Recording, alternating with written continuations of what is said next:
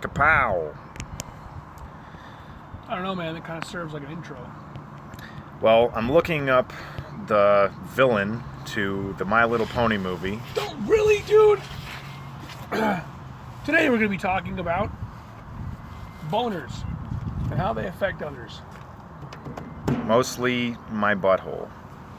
Your own boner affects your own butthole? And the way it slaps against my butt cheeks. Dude, really? That's fucking amazing. Yeah, it's an acquired talent. You acquired it over the years? Like you couldn't just do it from, day one of discovering your boner? You had to teach yourself how to slap your own butthole with your boner? No, see, years of rejection made me have to adapt. Men won't touch me, so I'll touch myself. Wow, wow. And after many dick-based collagen injections, I can say that I can finally... Collagen injections? Yeah. You can't... Wouldn't that just make it thicker? I thought collagen wore off. Well, yeah, I have to get regular... Oh, maybe that's Botox. Dick shots. Dick shots. When one of those wears off? Botox or collagen? Maybe both. You know that some dude, I think he's in Mexico, supposedly he fucking stretched his dick out by like hanging weights from it. Yeah. Yeah. But it's so big now that he can't have sex with a chick. Like chicks refuse. It's like it's a 19-inch penis. Limp. Wow. I'm sure if he got hard, he'd have a fucking stroke. Dude. Yeah. That kind of backfires. Like you made it so big you can't even use it. Yeah, oh, but he's in the Guinness up. Book of World Records or some shit. You find that thing? Yeah. It says she's described as a wrathful social Darwinist, which just from that label alone is like, what's so bad about that? Why do you say Darwinist is a bad thing? Yeah, exactly. I'm trying to find like a bigger, like more, like a description that could actually describe how she is that wrathful social Darwinist. Wait, she's a social Darwinist or she's a Darwinist? Social Darwinist. Okay, well it's social Darwinism. I don't find a problem with that either. Man. Oh, quotes. That would help me. Like...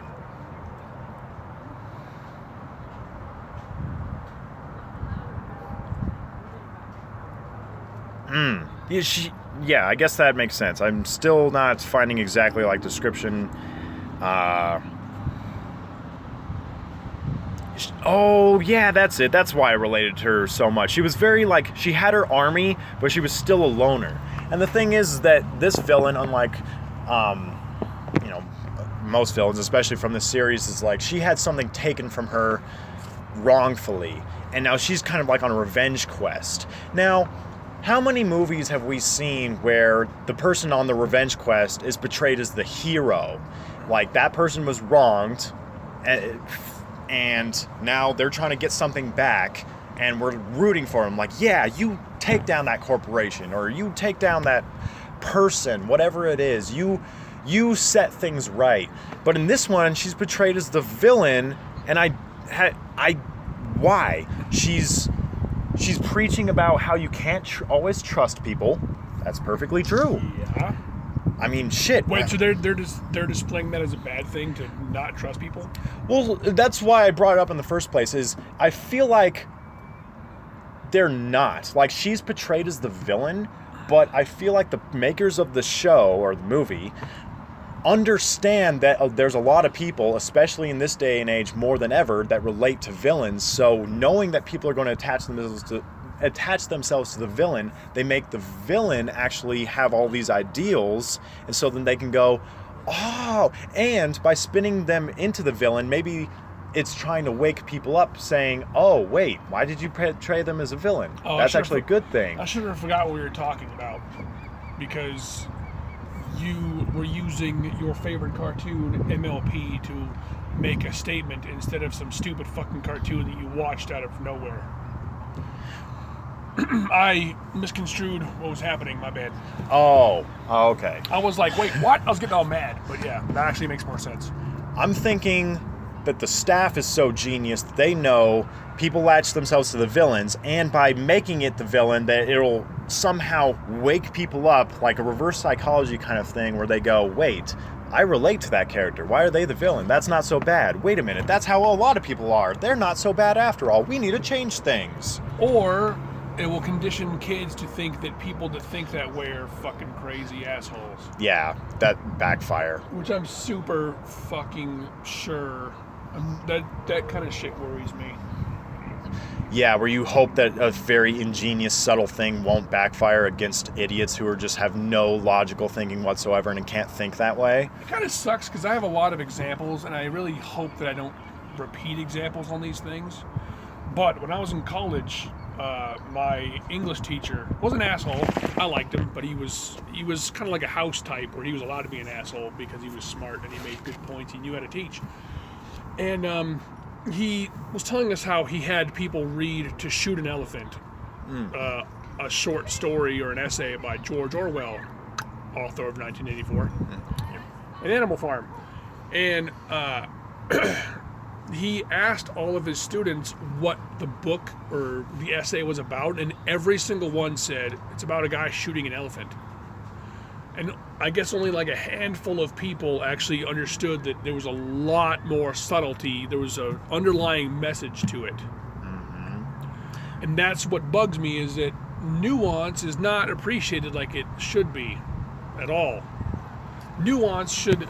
And the thing that it kind of sucks is like the messages that you want to get out, you can't really do blatantly. So like... Okay, I mean, I don't mean to do this, but I can't think of... The first thing I thought of is my song, 3 Dashes. It's about an ex-girlfriend. And Christina said that she really liked that song because it shows my emotion. And I wasn't like saying, I'm broken up, you broke my heart, blah, blah, blah, blah, blah. I was just saying, you did all this stuff, and then I kind of just conveyed how I felt about everything. And the subtlety of how I felt made her at least connect to the message. Mm-hmm. So it's a lot deeper.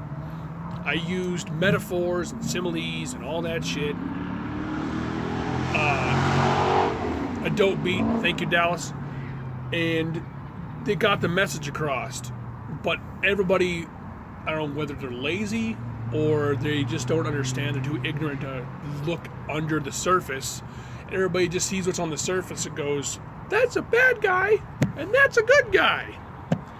They don't see the subtlety, and it is fucking ruining everything. Mm-hmm. The Bible, for example, was all a metaphor, and people take it at face value, like there was actually a son that died on the cross and came back 3 days later. I don't know about you, Alex, but since I've been alive for almost 29 years, I've never heard of anybody dying and then coming back. So do they have like some kind of magical potion back in the day where you could arise? Resurrection was a thing back then. I mean, bushes on fire could talk.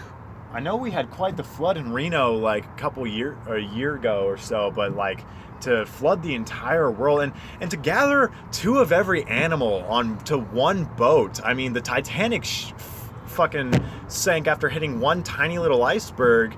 You think that stacking mammoths, elephants, fucking all these giant animals onto a wooden ark isn't going to cause some problems? Well, not to mention the fact that camels that are way over the Middle East. Oh wait, no, actually that's further the point. Camels are from the Middle East, and the Noah's Ark was built in the Middle East. Sorry for my ignorance, but see, I own up to it. So we're just led to believe that penguins in the Antarctic were like, oh, so male and email and all this shit doesn't exist yet, but I instinctively know that there's a giant boat way over this really hot desert. I'm going to walk all the way over there, and I'm going to be saved. Yeah, some human man is going to save me way over here, and I just know that. Yeah, I just instinctively know that. There was no press release. It wasn't on TV. There wasn't millions of promotions or anything. It was... The penguin just knew instinctively, my life is in danger if I don't get to this place that I've never been to out of my comfort zone, or none of my species lives. You know what's also interesting and frustrating is that this sort of thing is a catch-22. You try to present a message in black and white manner, and people are going to ignore it because they're like, oh, you had to just say it to me like that? Wow, you're an idiot. You couldn't put it subtly. But you put it subtly, and everybody's like, what the fuck does that mean? Yeah. So you can't get a message across when it's black or white. You can't get a message across when it's subtle. We're all doomed to be dumb forever. Can't make people happy, man. We'll never be satisfied. Human nature. That's why the Idiocracy being a documentary thing really kind of upset me when somebody said that. Like, you are part of the problem if it took you that long to realize that it's a documentary. Like, I knew this. I mean, I'm not fucking saying I'm like the czar of intelligence, but I knew when I first saw that movie, when it first came out or soon after, I knew this is where this is happening. Right. I mean, they made the movie for a reason. The makers of the movie saw something in society, and they made that movie. And dumb motherfuckers just went, oh, this is a funny movie. I like Terry Crews. And then after a while, they went, wait a minute. And not even like the really dumb people. Just the average intelligence people decided, they looked at that and went, wait a minute. Because it's going to take the people in the South still think that black people are like, they're not as good as them because they have a different skin color. Oh, I mean, South is going to take many, many decades just to catch up. Just to clarify, I mean, I went to a rodeo. I may have said this. I don't fucking know. Not all people that are in the country are toothless, trailer park dwelling, sibling fucking idiots. Actually, I have to give credit to a lot of the people that were at the rodeo, at least. Like, they believe in God, which I don't believe in, but they believe in like hard work, and they believe in genuine freedom. And it's actually kind of crazy to see, because I've been generalizing these people for way too long. I just go, oh yeah, oh, you're from Arkansas, or you're from Texas, well, you know, go lynch yourself some niggers.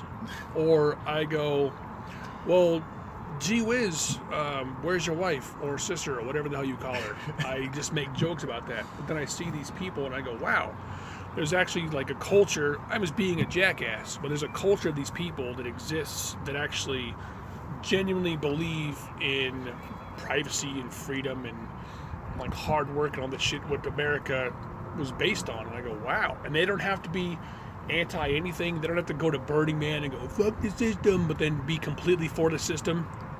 They just are these people that do what they do every day. And it's pretty awesome, actually. That's an interesting point to make, too, actually, now that you bring that up, because, yeah, people who are actually truly free and actually have those mindsets, they don't need to go to events to prove it. They just live their lives every day going mudding or shooting their guns off in the forest or whatever they do, whereas all of these elitist trust fund kids are gathering all around the world into this desert to say, hey, I don't believe in the system. That's why I paid so much to say that I'm not part of the system. Dude, and I mean, there are some people that will, they'll hold signs and they'll like, I don't know if they're pretending to be homeless or whatever, but they'll ask for money, and you can tell that they're just trying to go to Burning Man. So there are people that pay for tickets and fucking rental cars and all kinds of shit to get out there. And then there are people that are just earning their way out there. Like, they want to go bad enough, they saved up all their money to get a ticket, and then they just bummed rides all the way over here to go there. Mm-hmm. And then, unfortunately, the giant majority of people that go there now are just a bunch of people that go, fuck the system, but they used the system to get there. Exactly. They're probably on their phones out there taking selfies. They're doing all kinds of shit that is completely pro-corporation and pro-establishment, and they go, we're against the system. Like, dude, no, you're not. And whether you like it or not, just because you say you're against the system, like, they don't care. Nike doesn't care if the fucking conservatives are burning their shoes as long as they buy them. Exactly. Buy them. Do whatever the fuck you want with them. I don't give a shit. Once you give us the money, it's your product. You want to go to Burning Man? That's fine. Buy a plane ticket, rent a rental car, and then say fuck us. Give us a shitty Yelp review. I mean, that might hurt. I don't know. Oh, no. A low, like a love tap. But they're not doing anything because they're not boycotting anything. I work the front desk to a hotel that's the closest city to the location of Burning Man. And so we get the traffic going in and we get the traffic going out. And I shit you not, people returning from Burning Man. One guy came up to my desk. Hey, I have a reservation. Okay, what's your name, sir? Blah, blah, blah. I couldn't find his reservation at first. I'm asking him, okay, do you have a confirmation number? I shit you not, he whipped out a laptop that was just covered in dust. And I'm thinking, you were on your laptop at Burning Man? Why the fuck did you even go? It's like people that go camping, but they have a trailer with a TV in it.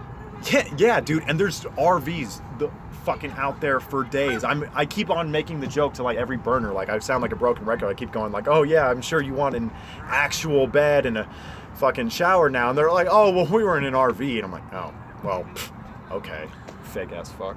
The first people I ever met from Burning Man were from Canada. And they had got a small ass little short bus, and they converted it to a zombie, like an apocalypse thing. It was really dope. That's actually cool. Yeah, they took out all the seats, they made it so they could sleep in it, and they put like a really big ass, like they saved up all their money, put a really big ass speaker in it so they could like play really loud ass music. And they said that they brought a little shower thing out there, like the most ghetto thing ever, like a hose and a fucking like a trash bag to surround themselves in or whatever. I can't remember exactly what it was, but they had this whole thing rigged up to just take a shower. I can respect that though. Yeah, it's a riggery. Yeah, they didn't just go, oh, I'm gonna go vacation out in Burning Man. Yeah, it's not like you just bought a pre-made RV hooked up with all this stock bullshit like toilets and all that and a bed and just went out there to your fucking assigned camping space. I'm gonna go way out to Burning Man. I'm gonna watch a documentary on Burning Man while everybody else is having fun. I'm not gonna do any drugs. Nope. I don't know. Dude, I don't feel like it's... I mean, I feel like we talk about this a lot. I mean, right now, we're doing the exact same thing we're railing against.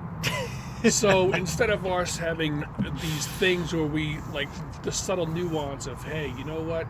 Like, people would listen to us talk and they'd go, instead of having them listen to us and go, you know what? Because of what he just said or what he's implying or the story he just told or whatever, I'm going to stop shopping here or I'm going to be more anti this. No, we're being black and white right now, and it's not going to help anything. But we talk about a lot of anti stuff. I realize that I'm anti fucking everything. Dude. Like, I watch Netflix and Hulu, and I'm on YouTube. I don't even use my social media accounts for anything but music now, unless I have something horrible to say that might piss somebody off. Like when you're in one of those days where you just want to offend everyone. Okay, well, yesterday, there was this long-ass thing that I read, and it said, oh, such and such, suicide isn't selfish, or stop making suicide about yourself when you say suicide is a thing, it's an answer to a temporary problem, it hurts the people you love. Like, you're making it about you by saying that. It's this long description of why, like, yeah, depressed people, suicidal people think that the best possible way for them to be selfless is to take them out of this world so that they don't have to be a burden to you anymore. I was like, man, I'm so glad somebody put that into words finally. Yeah. And I just, I commented, I said, boom. And then some chick was like, yeah, I can relate to this. I've tried committing suicide so many times. I'm glad that I finally got out of that mindset. And I clicked on her profile, and the first thing I thought was, why have you been suicidal? Why have you tried attempting suicide? You're actually hot. And then I went, that's probably offensive to think. So I tweeted it. To my 11 followers. To my 11 followers that follow me. And to all my fans out there. to all my 11 fans out there, I'm sorry if I've offended you. Not.